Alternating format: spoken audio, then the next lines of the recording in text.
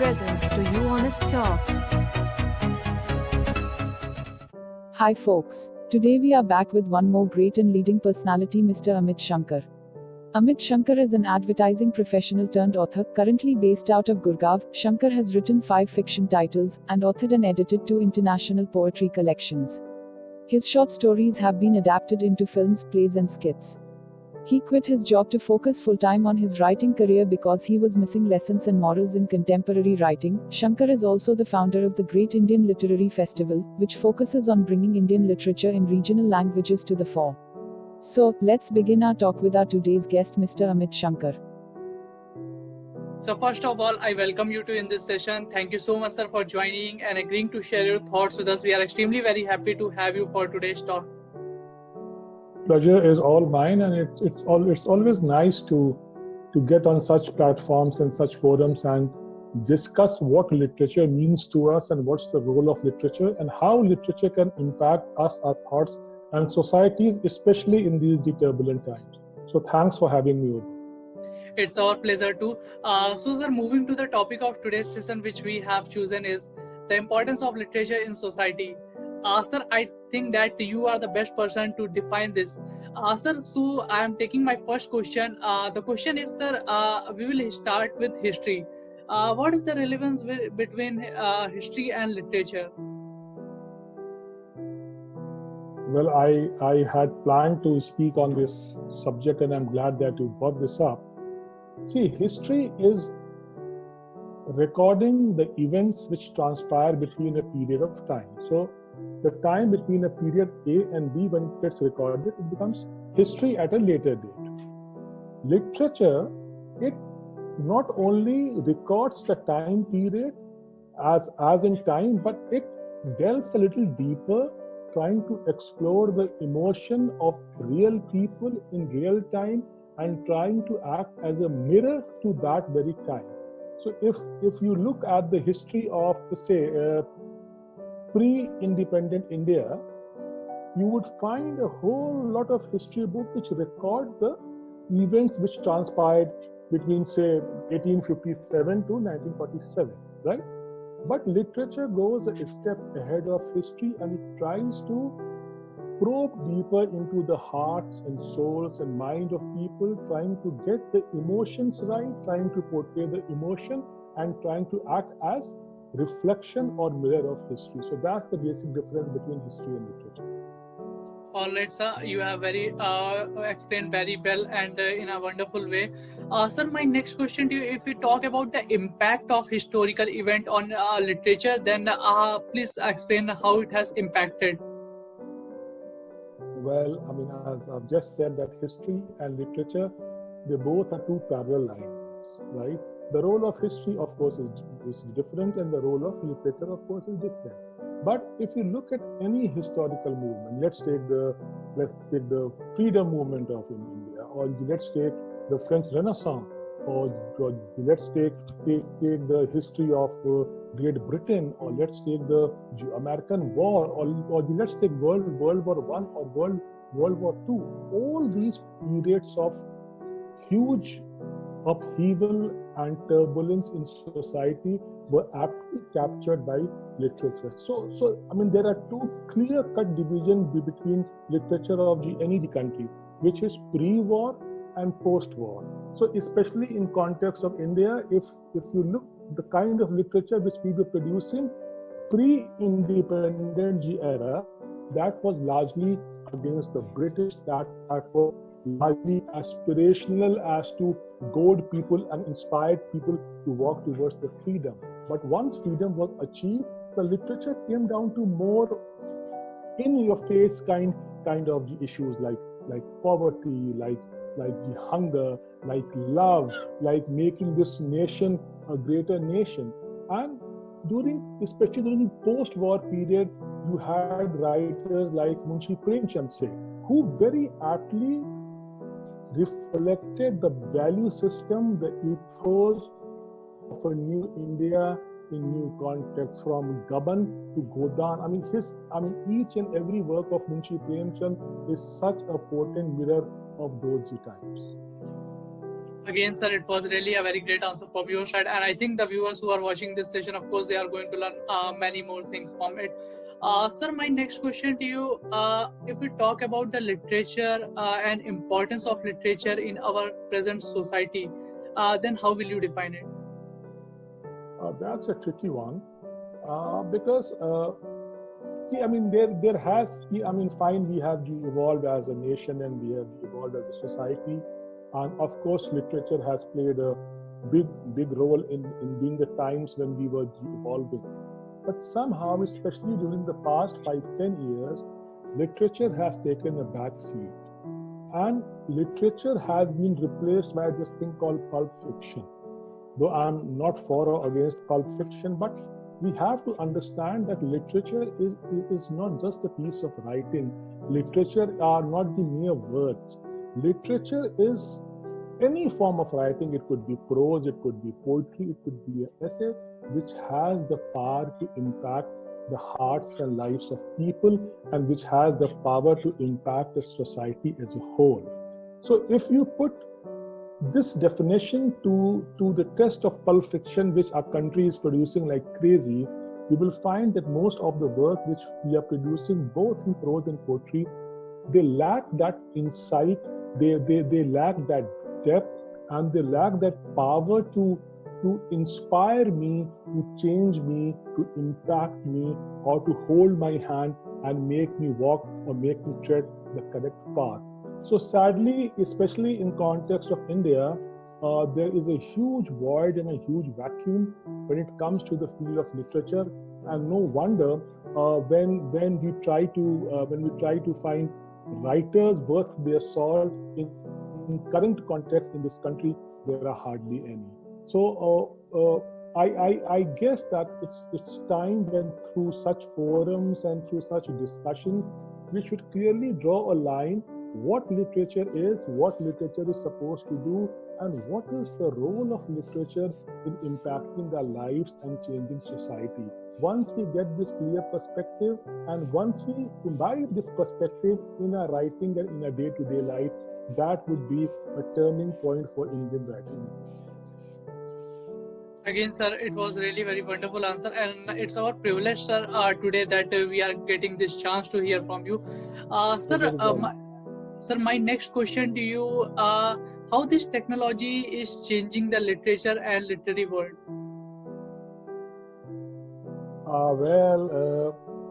I mean, for sure, there are both pros and cons.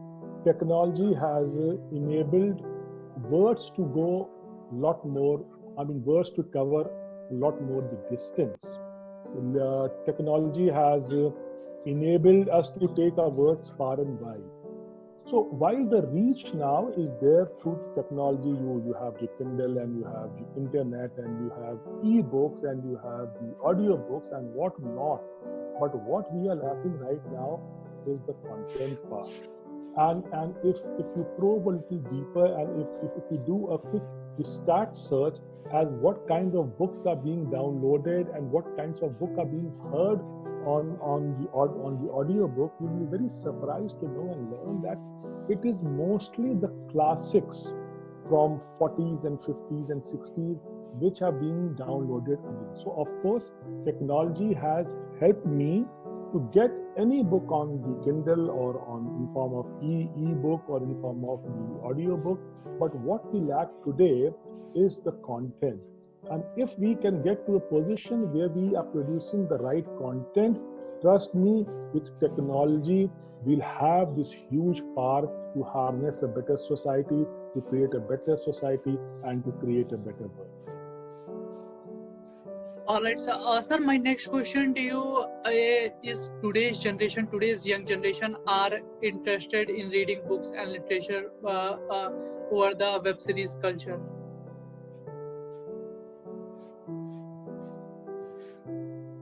So see, I divide the younger lot in three clear brackets: the tweens, the teen, and the millennials.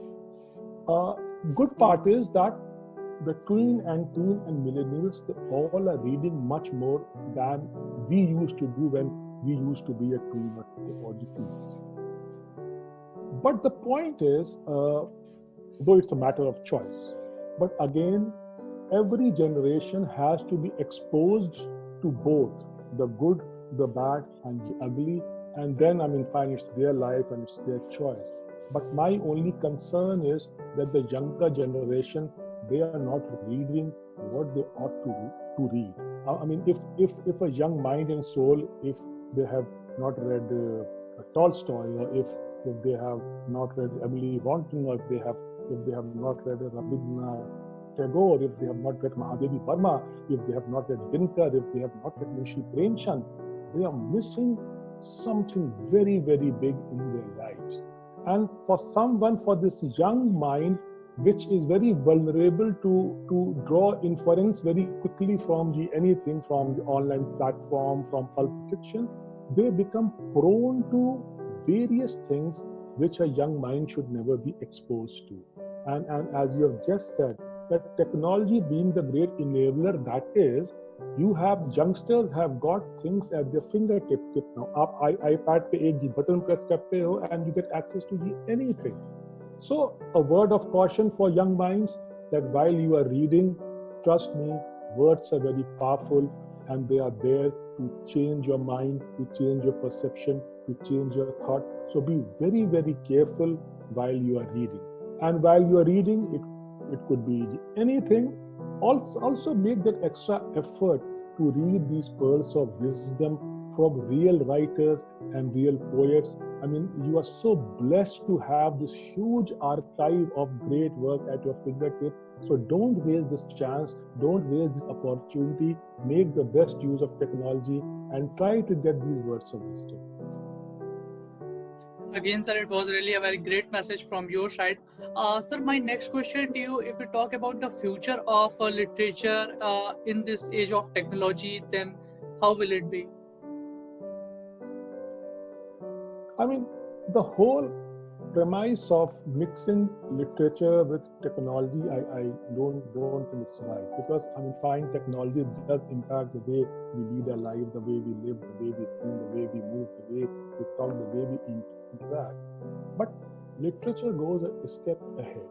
Not only it captures the essence of society we live in, not only it reflects on our values, ethos, our moral code, and the right and wrong, but literature also points or also takes us towards the perfect world, or that right field where we ought to be and we ought to belong. So technology and literature are two parallel ports. One is medium and one is the media. So the content and platform can't be mixed, and we are blessed to be in times when our words can reach to every single door, to every single man, to every single woman, to every single kid. Therefore, for writers like me, it becomes a greater challenge to write what we need to write, to step the message, what's the need of the hour, to be more responsible in expressing while we are, because it's a social obligation, it's a more moral obligation to convey the right message to all the readers out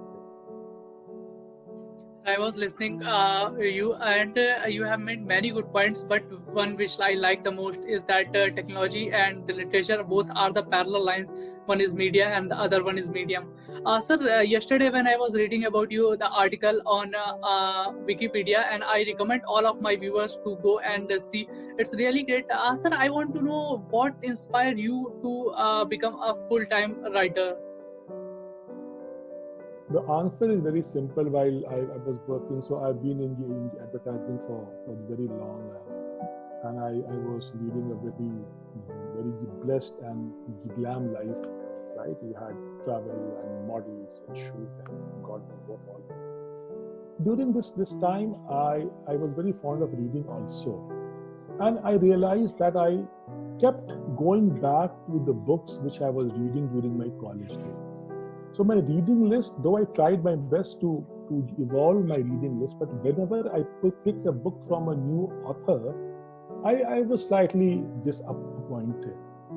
So I thought that probably this is the right time for people like me who were fond of writing to come out of of their ghettos, their silos, their mental block, and to create something which has got a larger purpose, to create something which is targeted towards changing lives, which is targeted towards impacting the hearts and minds, and that what compelled me to become a full-time writer. And through all my titles, the first one was called Flight of the Hilsa. So Flight of the Hilsa is the struggle of a woman, and it tries to demystify life and happiness from the perspective of a woman. My second title, chapter 11, tries to demystify the corporate world and what real happiness is. It goes on to explore that you can only be happy if you are attached to your roots. And all this life of sham, this world of the BlackBerry and laptop and air travel will lead you nowhere if you are away from your roots. My third title, Love is Vodka, short and enough, it demystifies love from the eyes of a teenager. My fourth one, which is called Cafe Latte, it's probably the only title you will find anywhere in this world which romanticizes death, right? Because as we know that the death is the only truth. So all the short stories, they take a new perspective, a new take on death. So I'm glad that I turned into a full-time writer, and the journey so far has been more than satisfying. It's really great to listen that if you have never did that, sir, we have never got a very wonderful writer from you. So, sir, I don't want to take you much time. Moving to my last question of this session, sir, the question is, sir, what advice would you like to give to the youngsters, those who want to enter into this literature world or want to start writing? Well, there are a couple of tips which I would like to share. The first one, the most important one being that writing is not about number game. Never ever get into writing if you want to play the number game and if you want to have posts on the wall. Oh, my title is number 47th on Amazon, and oh, my book has moved to number 36th on Flipkart. No. It's not about number game at all. If you want to become a writer, the cause and the reason for being a writer should be right. You should only write if you have a compelling story, a compelling truth to write and share with your readers. And if you feel that your compelling narrative or your compelling truth has got the power to change the world. That's one. Second one is, there is no haste. Don't be in a great hurry just to write anything and put it on online or to get it published. Once you have got your script, go through your script and ask yourself this question: whatever I have written, how different it is, and do I have the power of expression which has got power to touch hearts and soul? Third point is, writing is a very divine thing. It's a gift, and you are lucky if you are blessed with this gift. And if you are blessed with this gift, don't waste this gift. Leave whatever you are doing and commit yourself to the cause of writing. Because in today's turbulent times, of course, we need doctors and engineers and pilots and teachers. What we need the most are storytellers, because it is the storytellers who have got these huge power of impacting life and changing the world. The storytellers are truth seekers, and it is the truth seekers which bring truth in front of society. So mark my words, writers are people who have been blessed with the power to tell a compelling truth, and truth always has the power to change society. So write for the right cause, write what you feel is right, and write what is truthful, and you are going to go along. Indeed, sir. So the advice which you have given, I think it will be useful for our viewers. And also, sir, it was really a very healthy discussion with you over the topic. Thank you so much, sir, for giving your time and joining us. Thank you so much. Thank you so much. Thank you so much. Thanks for watching. Please like, share and subscribe.